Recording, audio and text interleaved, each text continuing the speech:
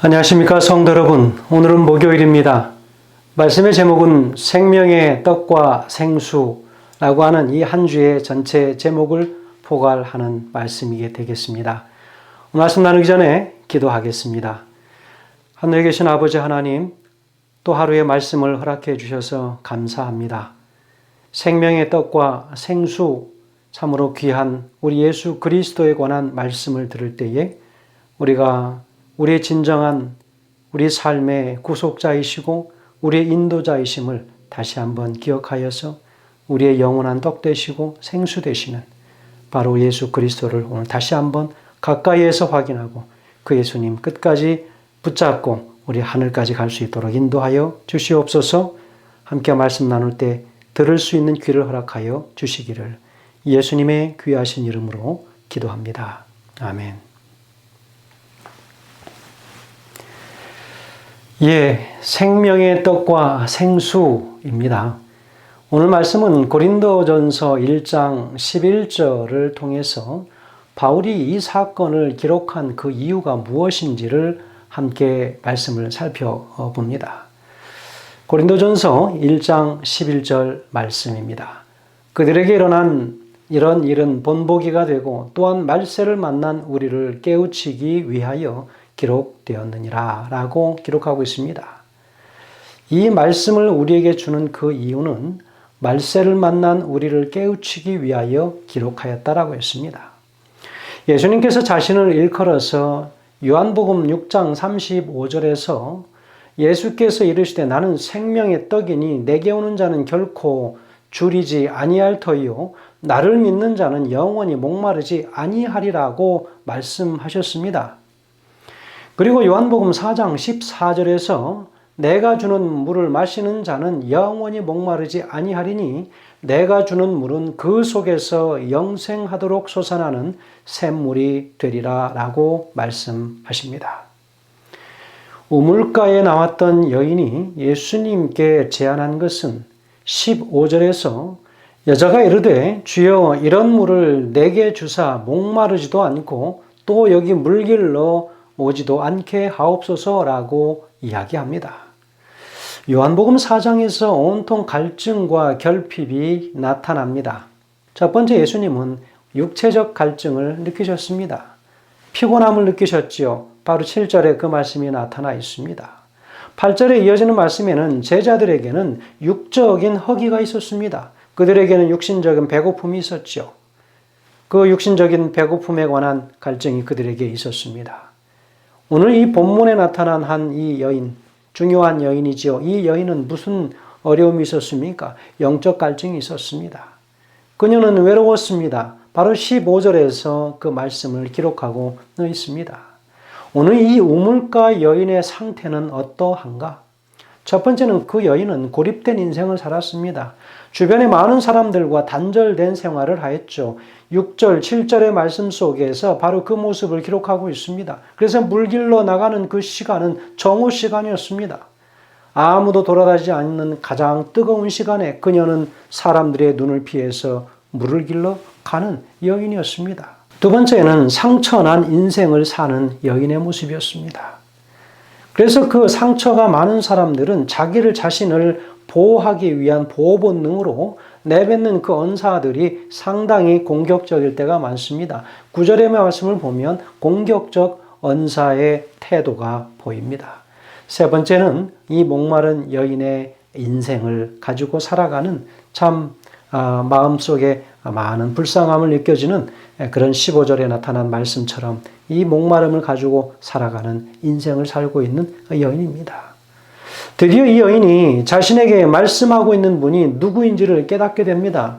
그 물을 주는 분이 메시아이심을 그는 깨달았습니다.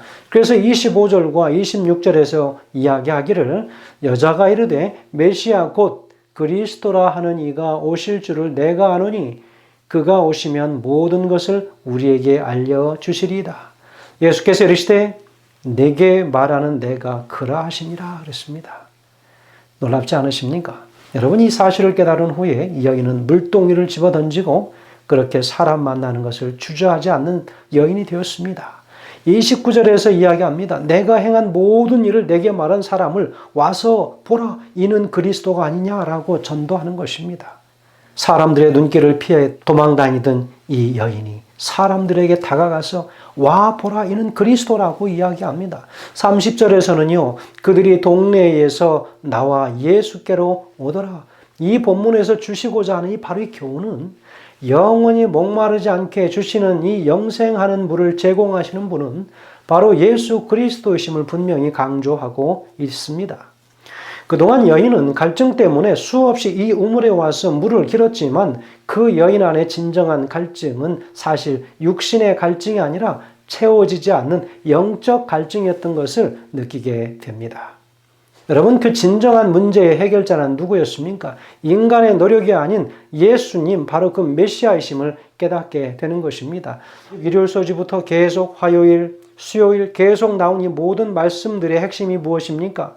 인간의 스스로의 노력으로 인간의 이 영적 갈증을 해결할 수 없고, 그것은 인맥으로도 그 어떤 나의 배운 학식과 삶의 배경으로도 해결될 수 없는, 바로 그것은 예수 그리스도, 우리의 메시아 그분, 우리에게 살과 피를 허락하시고 우리의 영원히 목마르지 않는 물을 허락하시는 바로 예수 그리스도, 그분을 통해서만 해결될 수 있다라고 하는 것을 오늘 우리에게 가르쳐 주려고 하는 것이지요.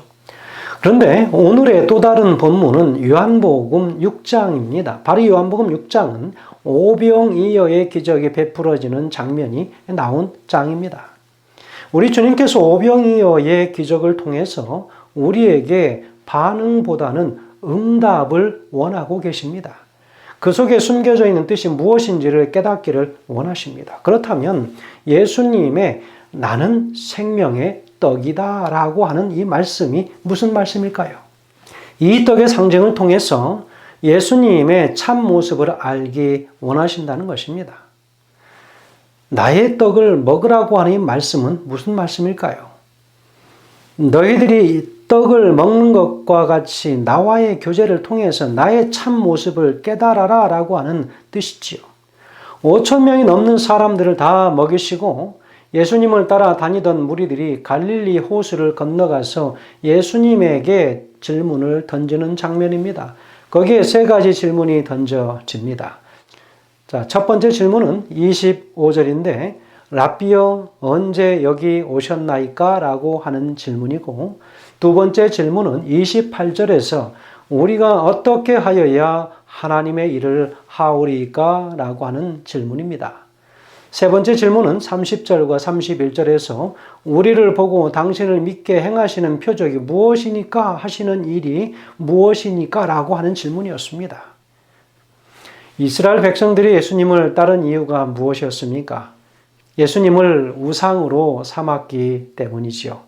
사실 자기들 마음속에 정치적인 권력을 잡을 꿈이 있었습니다. 독립에 대한 꿈이 있었지요.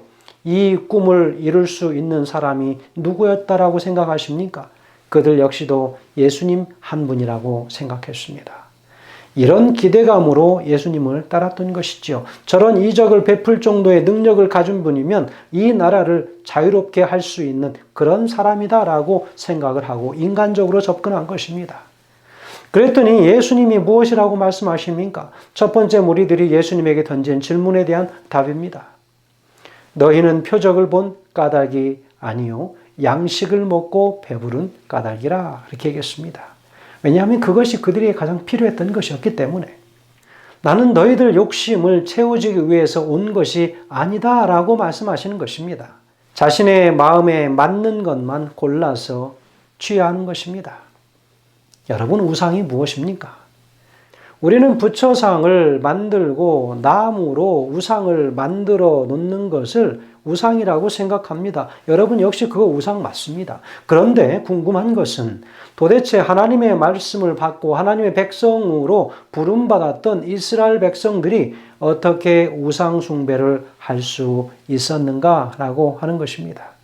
다른 민족들이 우상 숭배를 했다는 것은 이해가 되지만 도대체 왜 이스라엘 백성들이 우상 숭배를 했을까 하는 것입니다. 아마도 무언가 강력한 매력이 있었던 것 같습니다. 성경에서 무엇을 우상이라고 이야기합니까? 십계명을 보면 우상숭배를 하지 말라는 말씀이 나옵니다. 10계명은 출애굽기 20장 4절과 그리고 신명기 5장 8절 말씀 두 군데 나와 있습니다. 출애굽기에는 너를 위하여 새긴 우상을 만들지 말고 우상을 만들지 말라고 하면서 그 앞에 무엇이라고 말하고 있습니까? 너를 위하여 했습니다. 신명기에서는 또 뭐라고 이야기하고 있습니까? 너는 자기를 위하여 새긴 우상을 만들지 말고 그랬습니다. 그 앞에 항상 어떤 말이 붙어 있는 것으로 보여집니까? 너를 위하여, 그리고 자기를 위하여. 우상을 만드는 일에는 항상 우리 각각의 자신들이 붙어져 있다는 거지요.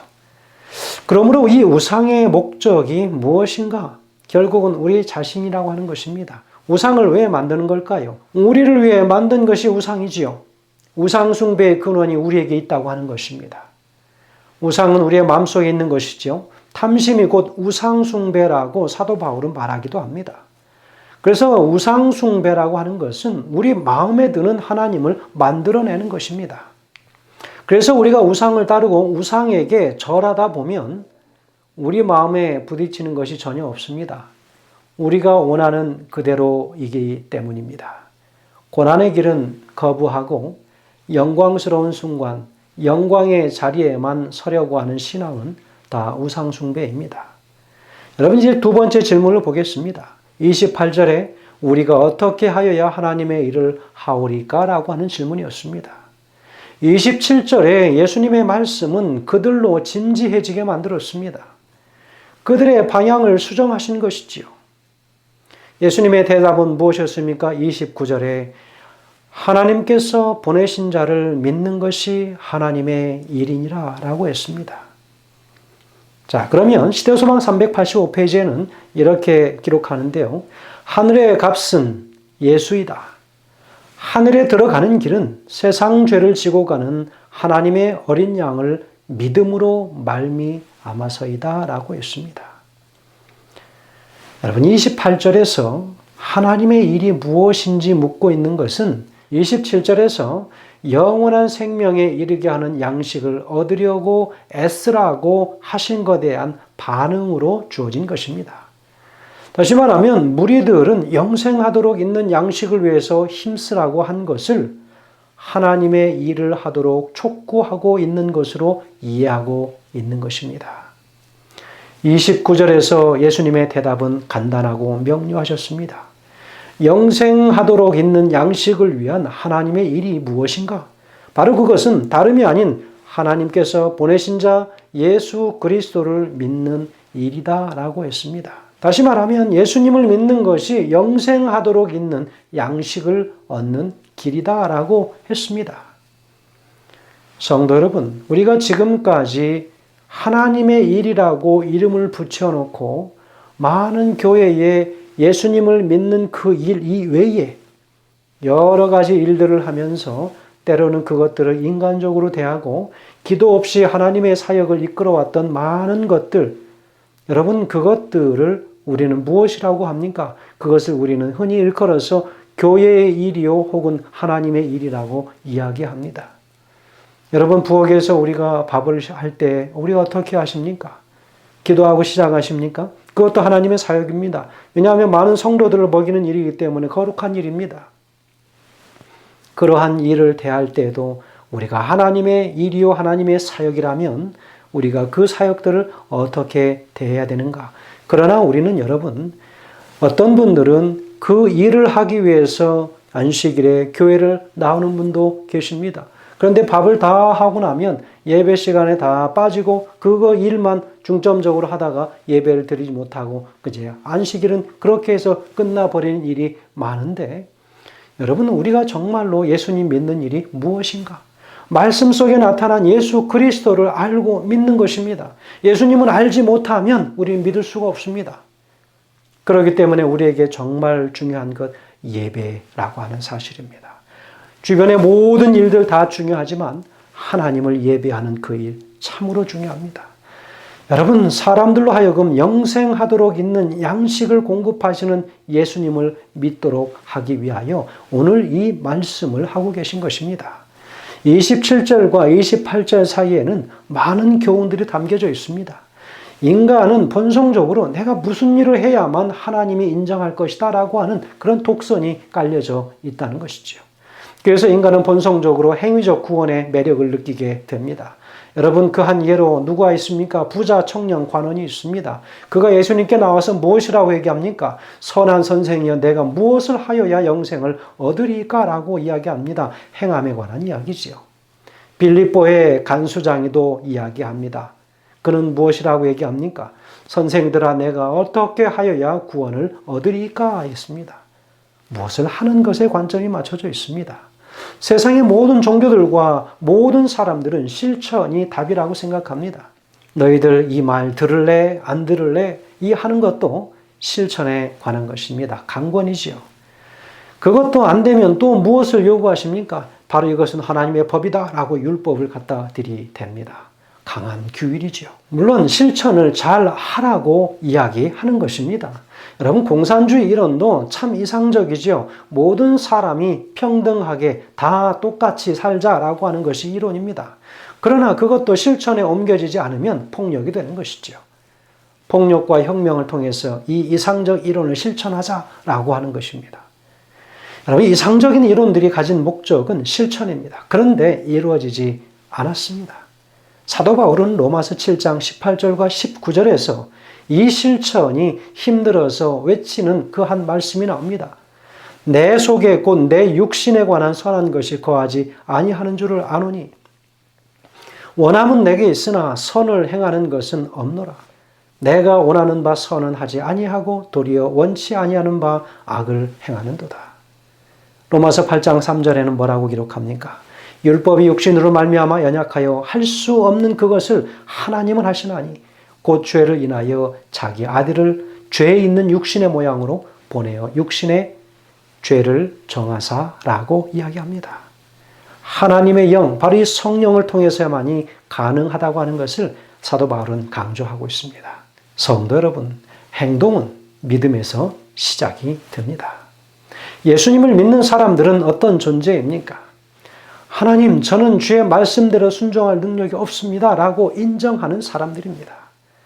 주의 성령이 내 안에 들어오셔서 역사하시면 나는 할 수 없지만 주님은 할 수 있습니다 라고 하는 것입니다. 그래서 그러므로 내 마음속에 있는 주권을 예수 그리스도께 내어놓는 것입니다. 그러면서 예수님을 인정하는 것입니다. 이것이 예수를 믿는 것이지요. 그래서 예수님은 마음의 모든 주권이 예수님께로 가 있는 사람을 통해서 일하십니다. 나는 할 수 없는데 주님께 맡겼더니 주님이 하시더라는 것입니다. 이것이 믿음이지요. 사도행전 16장 30절에 빌립보 간수가 이렇게 말했습니다. 내가 어떻게 하여야 구원을 얻으리까? 여러분, 인간의 자연스러운 모습입니다.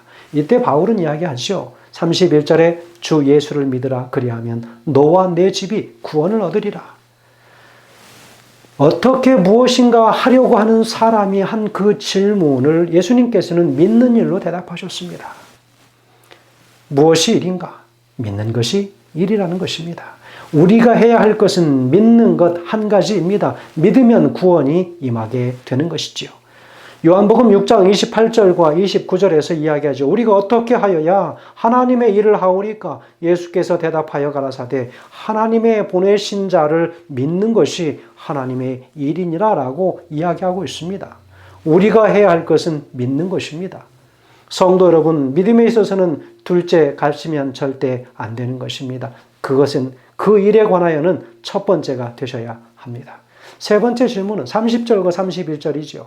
저희가 묻되 그러면 우리로 보고 당신을 믿게 행하시는 표적이 무엇이니까 하시니 저희가 묻되 그러면 우리로 보고 당신을 믿게 행하시는 표적이 무엇이니까 하시는 일이 무엇이니까 라고 묻습니다. 기록된 바 하늘에서 저에게 떡을 주어 먹게 하였다 함과 같이 우리 조상들은 광야에서 만나를 먹었나이다 했습니다. 이제 우리는 표적을 구합니다. 이제 보인 표적이면 충분할 줄 알았는데 이들은 더 깊은 표적을 구하는 것입니다. 그래서 그들은 이야기하기를 우리 조상들은 광야에서 만나를 먹었다라고 이야기합니다. 사실 어제 떡을 주신 표적 속에는 이미 모세를 연상케 하는 것이 들어 있었습니다. 이제 예수님은 모세와 자신을 격리시켜야만 하는 것이지요. 이제 그것은 모세의 표적이 아님도 분명히 하여야 했습니다. 예수님께서 32절과 33절에서 대답하시는 거지요. 예수께서 이르시되 내가 진실로 진실로 너에게 이르노니 모세가 너희에게 하늘로부터 내린 떡은 모세가 준 것이 아니라 오직 내 아버지가 하늘에서 내린 참떡을 너에게 주시나니 하나님의 떡은 하늘에서 내려 세상에서 생명을 주는 것이니라 라고 예수님은 아주 분명하게 구별하시고 말씀하십니다. 32절의 후반부의 참떡과 전반부의 떡은 분명히 다른 것이었습니다. 34절에서 무리는 예수님에게 주여 이 떡을 항상 우리에게 주소서라고 요구합니다. 이들은 모세 때 내린 만나를 연상했습니다. 바로 이 표현은 사마리아 수가성 여인이 예수님께 달려와서 했던 요청과 동일한 이야기지요. 요한복음 4장 15절에 여자가 가로되 주여 이런 물을 내게도 주사 목마르지도 않고 또 여기 물 길러 오지도 않게 하옵소서라고 한 이야기와 동일한 것입니다. 예수님의 35절의 대답은 그렇습니다. 나는 생명의 떡이니 내게 오는 자는 결코 줄이지 아니할 터이요 라고 했습니다. 그리고 나를 믿는 자는 영원히 목마르지 아니하리라 했습니다. 여러분 35절 전반부에서 예수님 자신이 생명의 떡이라고 말씀하셨습니다. 이 떡을 먹을 수 있는 방법으로 35절 중후반부에서는 이야기하기를 예수께 오는 것이고 예수를 믿는 것이라고 분명히 가리키고 있습니다. 그러나 생명의 떡이신 예수님을 보고도 사람들은 믿지 않았기 때문에 참으로 이상한 일이 아닐 수 없었습니다. 시대소망 385페이지에서는 이야기합니다. 만나를 주신 분께서는 그들 가운데 서 계셨다. 히브리인들을 광야 가운데서 인도하시고 하늘에서 내리는 떡으로 날마다 그들을 먹이신 분은 바로 그리스도 자신이었다. 그 양식은 하늘에서 오신 참 떡의 한 표상이었다. 참된 만나는 하나님의 무한하신 충만에서 흘러나오는 생명을 주는 성령이었다라고 했습니다.